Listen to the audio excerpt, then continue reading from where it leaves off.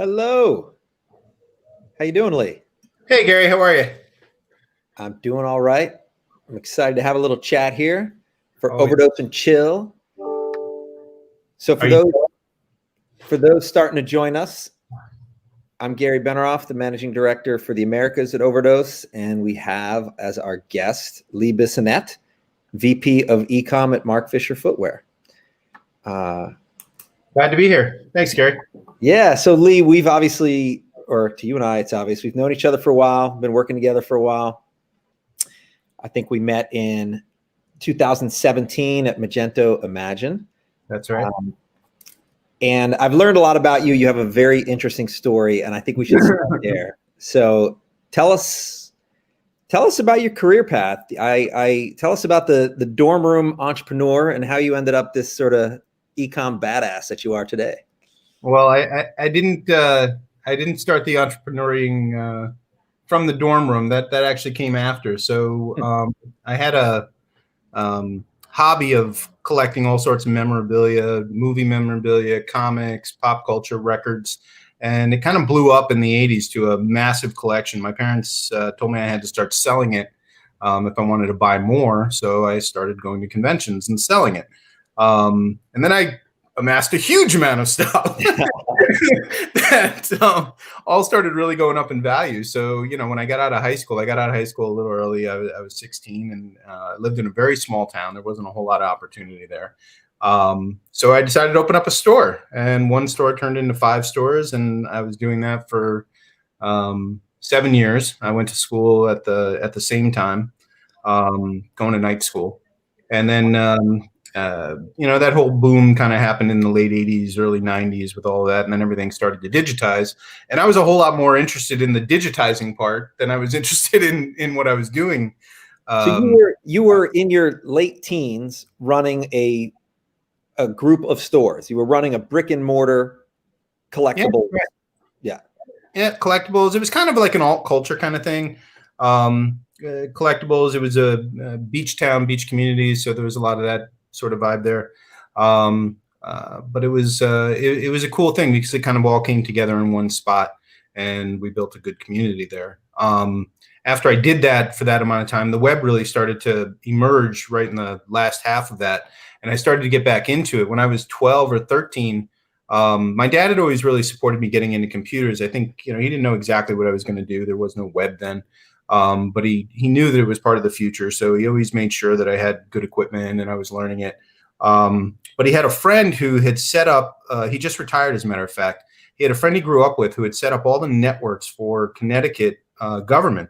And he had me call him one time, and we got on a call, and he told me about FidoNet and InfoNet and all of these dial-up BBS services. And I must have been 12, 13 years old at the time. So, of course, I immediately got on them, started playing D&D and all of these text-based games and stuff on these early dial-up, war games, of course, that and eventually I started hosting a BBS. So at night when my parents weren't using the phone, I would plug my computer into the phone through the modem, and people would call our computer and log on and play D&D and send emails and other nonsense that's completely useless. So, then there was nothing for a little while, and then the web came out. And so once I put 2 and 2 together and figured that they were the same thing, I taught myself how to program web pages, which led to programming ASP, which led to programming SQL, which led to, PHP, Java, all the rest. And I started getting in on the technical side. But I had all this retail experience. So after a stint of, after I sold the stores, I had a few years where I was just doing different things and traveling around a bit. And hold on. So if I interrupt you for a sec. Yeah. How did you talk to me from the sort of entrepreneur's mindset that you built this business, you were a kid, and you sold it? Who did you sell it to? I just sold it to another chain, a bigger chain, owned by people who weren't kids. So they had money and knew what they were doing. And, I did pretty well, and I learned a lot from it. But, I was 16, so what are you going to do? You had a bunch of employees that were a lot older than you, I'm guessing. Yeah, obviously when I started, they were older than when I finished. The general age of most of the people who wanted to be a part of that were probably late teens, early 20s. So, by the time I got to the end, I was the older person. That actually led a lot to why I wanted to sell. My group had passed through that age, had moved on and done other things, and I wanted to do other things too. So, that kind of, I explored a lot of interest, did some traveling, ended up in New York, and started right in with e-com jobs in retail. But I got pulled into retail quickly and out of e-com right after the bubble boom in 2000. And I started working for Macy's. So here I am back in brick and mortar.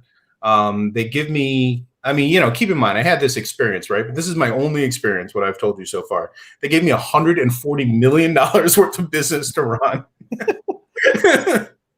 Which, was actually. What were you doing? What was the job? Yeah, it was store within a store. So it's all these different small businesses. And that's why I had a good rapport there, having had that experience, operating within the Macy's chains. So, you probably, all told, I probably had 1,000 different shop store combinations all around the country, and a huge amount of business that had to be run.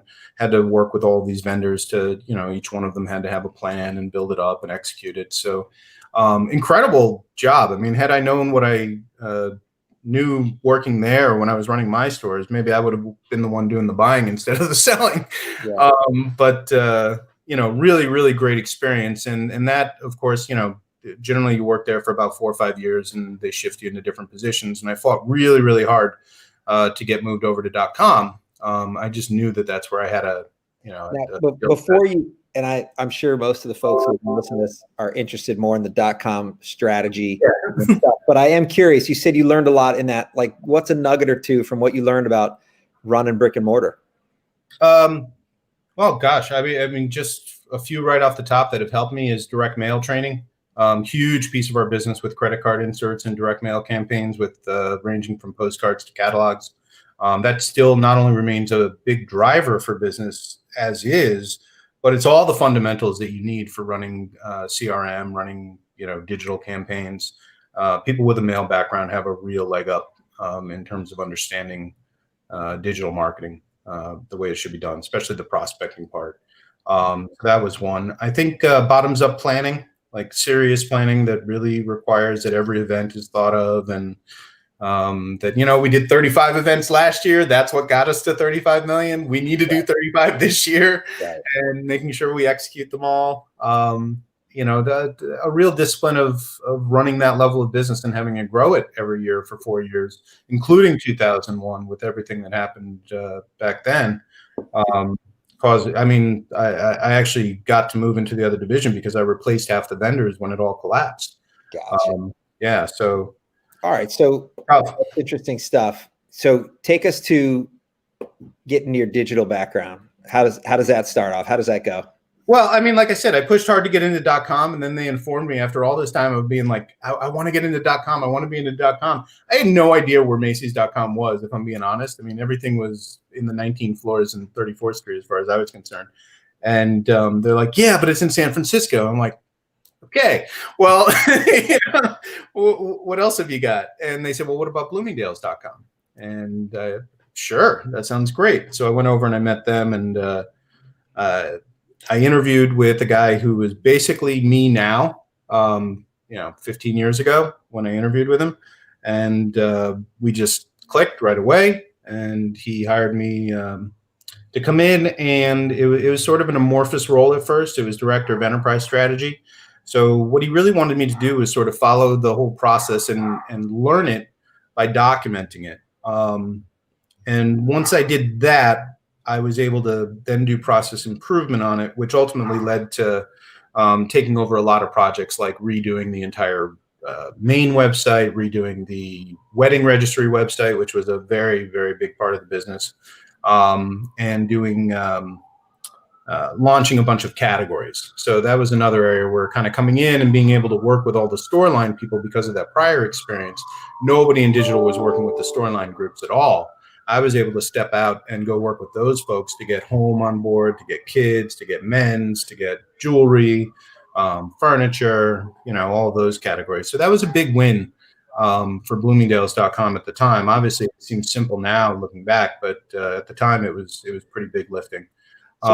And that kind of took me into all the classic New York brands from there. I mean, after that, I you know, I've had 2, 3 to 5 year stints at Bliss, FAO Schwartz. I got to do before they, you know, they always go bankrupt, but unfortunately, but they're a great company and super fun to work with, and I got to work with some great people there. And ultimately, you know, I was working at the International Culinary Center, the French Culinary Institute originally, and really working on a very different kind of thing, doing it was a chief digital role. And so it was more about bringing students in, setting up a call center to interview students and screen people for the appropriate programs, and really professionalizing their whole recruiting setting. As that was going, you know, probably for a couple of years there, it was then that the founder of that company unfortunately met with a untimely passing, and you know, I started to look at other things, and Marc Fisher popped up, and what a coincidence, right? I mean, this was, by the way, this was a month before you and I met. Huh. So Marc Fisher, I come in, and I'd never heard of Marc Fisher, if I'm being completely honest. I don't buy women's shoes, so you know. And just for our listeners, 14 brands, 30 million shoes a year. Some, you know, it's a, you know, tell us about what Marc Fisher is. Well, Marc Fisher is fantastic. I mean, you know, it's a classic company where they license a lot of brands from big players, Guess, Tommy, Nautica. We also have a few brands that we own, Indigo Road, obviously Marc Fisher and Marc Fisher Ltd. But we didn't have any that were big web brands until we started getting into the phase that you and I, you know, started working together on. But they're a huge, huge footwear brand. And they manage in all the top department stores. We have an office up in Connecticut. We have a showroom and offices in New York. But it's a small company. I mean, I believe we have under 200 employees all in. But you know, the company has a big footprint. No pun intended there. Yeah. So tell us about what is your charge at Marc Fisher? What are you asked to do? Well, you know, it's they had the one website with LTD. It was growing very quickly, but it was a very small business. You know, the brand had just started, so it wasn't a major website yet. I had heard really good things once I started to mention it to people. And when I went in, I found out what it was really about, which was that they were getting set to purchase the Easy Spirit brand. Easy Spirit at the time was, I don't know, $25 million, somewhere in that ballpark. So they, you know, they needed to keep that and hopefully to grow it. And that's when you and I met. So I got hired in March. I think you and I met at the end of March. So we had already arranged for all the big players, you know, including Magento, to show us what they had and try to get on board for the platform. And by the time we got to, I think it was April 4th, I don't know why that date sticks in my head, you and I were in Vegas talking about whether or not you'd be the right vendor for us. I think 4.5 months later, we had Easy Spirit up and Marc Fisher moved over to the platform. Yeah. And then, of course, you know, right when we got that finished and we were humming, they told us that they were going to buy well, not buy, ABG bought, but get the license for 9 West and be the operator for the website in partnership with ABG. So then we had another, you know, major multi-million-dollar website to add on. So you're here. All right. So you're sitting in this seat. It started as one thing. It's growing. You're running Easy Spirit and 9 West and Marc Fisher. You've got some enterprise platforms. We've worked together on Magento and Shopify. And, you know, we've been through all of the technical integrations with all the third parties. Talk to me a little bit about your belief in how to make e-commerce go. Now, like you're on the operations side, but you're overseeing some marketing pieces. You really have sort of like the view of the entire end-to-end needs of Marc Fisher from an e-commerce side. So if, you know, you're hiring a new body, they're coming in and you're like explaining what is critically important to you to make the system go, to keep it growing, to make sure it's profitable. What are kind of your core tenets of running e-commerce? Well, you know, I think the number one thing is, you know, you use the right word, system. I like to think of it as a system and not as a store. I've worked with a lot of people who think of it as a store, and it influences their mindset and how they do things, why they do things, where they do them. And when I say that, what I mean is a lot of people make intuitive decisions that may or may not be based on what the experience should be. And I'm not saying by any means that we're even close to right. We have a lot of things on our list to do. But we're doing them based on feedback from customers, replays of shop visits, data that shows us that people want this. I'll give you a great example. You know this. We just finished doing a soft rollout of an RMA system where we've built from front to back the ability to do customer refunds in 1/10 the time that we used to do it. That was the number one on the list. We resisted a lot of different directions and different vendors of going in all sorts of different paths because it accounted for over 20% of our customer service inquiries. We could see that it was the main pain point for people. And while we did that, we made menu changes to the mobile because we saw those replays. I think when we look at the website, we want to see the whole business as a system where it is facilitating people's desire to get the product in the most frictionless way possible. So we want to attack the service angle. We want to make sure that we're giving the right pricing to people. We want to make sure that we make it easy to use all of the programs that we put in front of people. And of course, we want to take our product and put it forward and really give it the showcase that it deserves. I think that's the area where we're really going to focus the most in 2021. I think we've been moving so quickly to get everything launched. And then when we finally had it all launched, we decided to move to Shopify. So then we moved it all again. Now we have the time to back up and say, okay, things from the bottoms up, product pages, collections, all of these things. Let's look at each of them and make them as right as possible and start to iterate out. The system is also automation. We have a workflow. We have a very lean team. We have a workflow that takes us all the way from when the product is first concepted through style out, through presentation, through analysis. All of the data is linked together. All of the sales is linked to that data. All of the attributing that goes onto the website is linked to it. It's all one cohesive piece. All of the customer data is linked up with our CRMs. Everything is carved into audiences that are syndicated everywhere so that we have a 360 view of the customer. So it may take us a little longer to get there, but when we get there, we have a real comprehensive system that hits all the points down the line. And I think this year you're going to see us really mature on all these things that we've been working on for the last year. So with that in mind, and I'm intimately involved in all of that, and I agree. I think you've been, as I think about the way you run the business and compare it to a lot of our other merchants, I think there are a lot of merchants who would love to have a Bissonnette and just don't. And what that means is they don't have somebody with that experience to think about it as a system, to automate that which needs to be automated, and maybe most importantly, to not grasp at the shiny objects that are just shiny objects. I think you've been very diligent at focusing on the things that impact customer experience. And so that's kind of my next question, which is, as we've gone through March and April and lived through this COVID, whatever you want to call it, this ride from hell, it's actually been quite good for the e-commerce community. There's been a lot of substitution of traffic from brick and mortar to online. That's not lost on anybody. I'm curious what you have seen in your audience as changes in behavior. Are people, rather than, all right, we've got a 20% bump in traffic and sales are up, or whatever those numbers are, what use cases are different? What post-purchase things do you need to be thinking about? Where do you want to change your investment? What's happened in your mind? Yeah, there's a lot that's changed, that's for sure. Just as we were really getting mobile first nailed down, all of a sudden we see a surge in desktop activity. Everybody's at home. Makes a ton of sense. Okay, well, now we have to bake some of those features into that. We have to move some money back in terms of marketing. I would say the biggest shift we saw came in two pieces. One was, people don't really realize this, but there was a pretty big impact to deliveries for a lot of companies that were related to shutdowns in other countries, more so than shutdowns here. So that was pretty disruptive to the flow of product in the middle of the year. And that was something we had to fight our way through.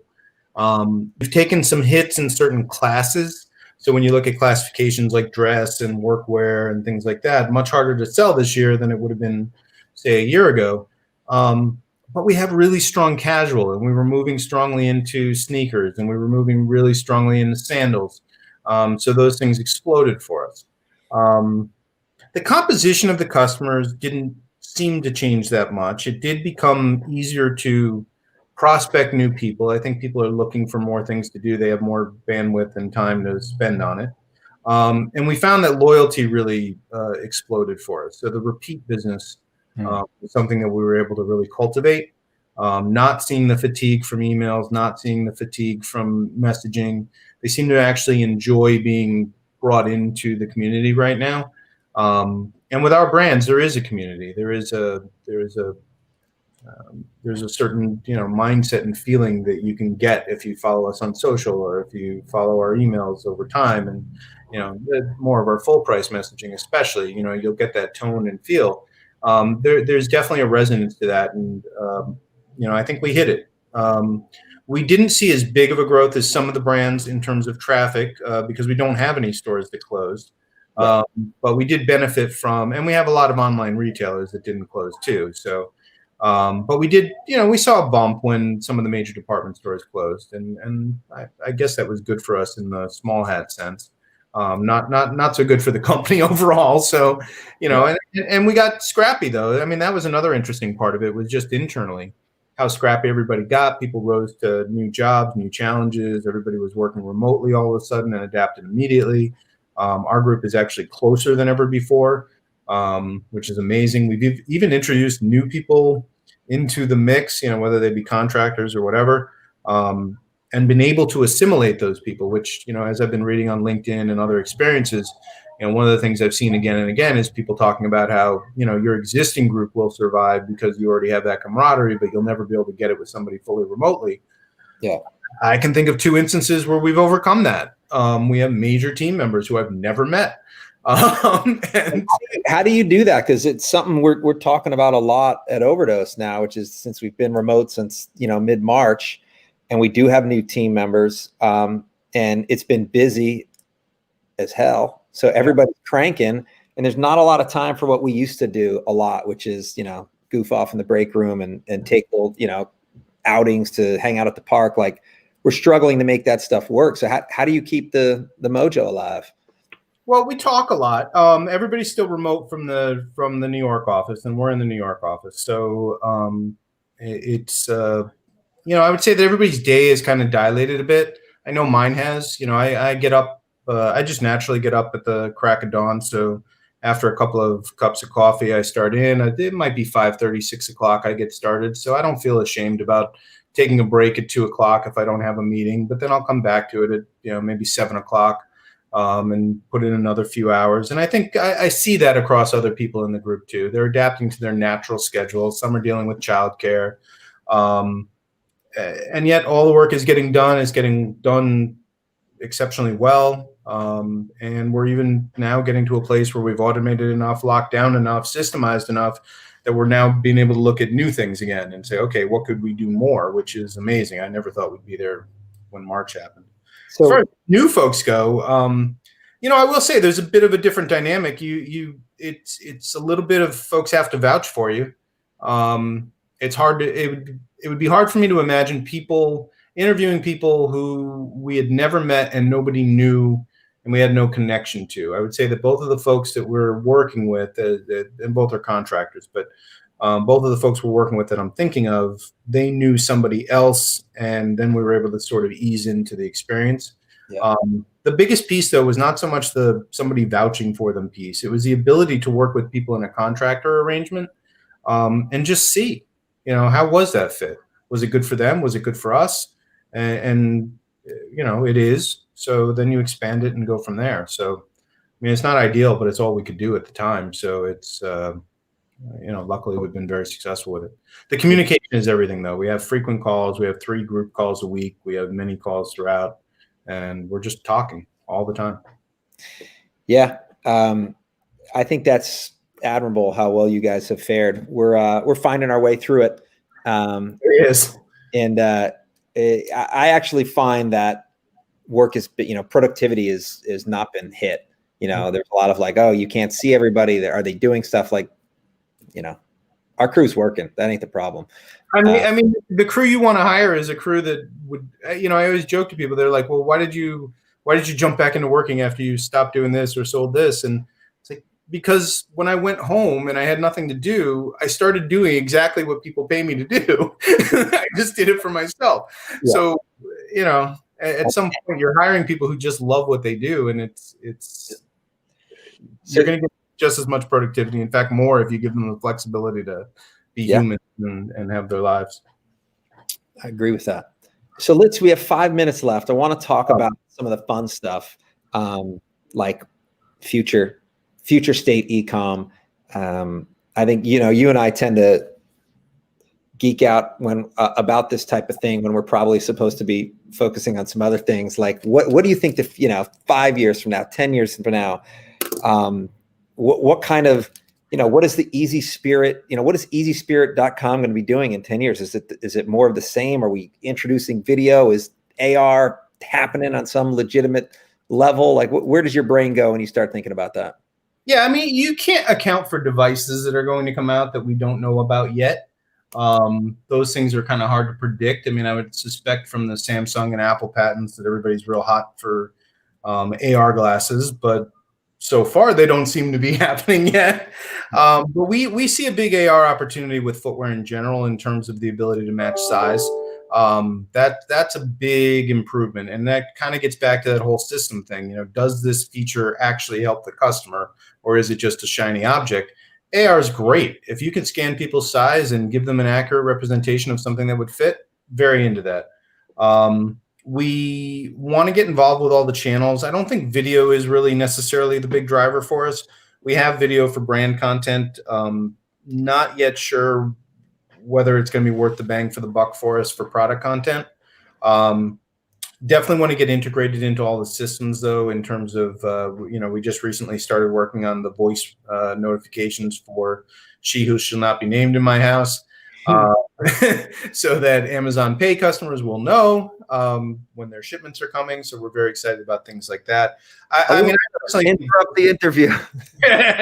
I think voice technology is the next big, growth opportunity for us in terms of getting there, but it really is about making that process seamless. And where we're going to get the best bang for the buck is prospecting new people, exposing them to our products, because most people have not been exposed to our products, nor do they know how great they are and comfortable. I mean, that's a big focus of what we're about. No matter what the brand is, Nine West, dress shoes, they're all comfortable. And it's a big piece of what we do. So I think as we get in front of new people and we're able to serve them the right products and do it in that customer experience where, maybe they're getting the free shippings, the free returns, all of the quick refunds, the great customer service, all those pieces that can just make it super frictionless and pleasant for them.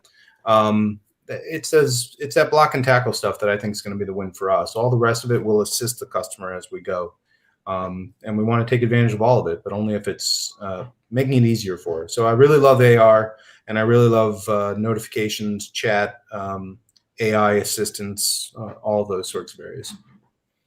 Awesome. I'll leave us with this one thought here. I met a new technology today. I hope they're comfortable with me mentioning this. They're called Tolstoy, and what they're doing is interactive videos.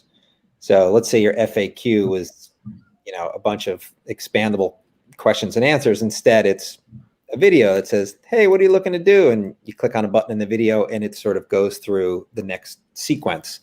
And you can do that for guided selling too. So I was wondering, might actually be really interesting for you guys as you try and distill that product catalog. Somebody comes in, yeah, I'm looking for wide, I'm interested in this color, and I really care about comfort. Boom, here are your 6 results. But rather than that happening through a static quiz, it's actually an individual, a brand ambassador talking to you through each of those steps. Anyway, I thought that was really cool, and I'm excited to see that roll out. Yeah, that sounds kind of interesting. Yeah. Cool, man. Cool. Well, good to talk to you. Nice to chat. Yeah, thanks for having me. Good to talk to you again. Yeah, I hope everybody out there enjoyed. And Lee, I will probably talk to you tomorrow. Probably. Have a good night. All right. Thank you. Bye-bye. Bye-bye.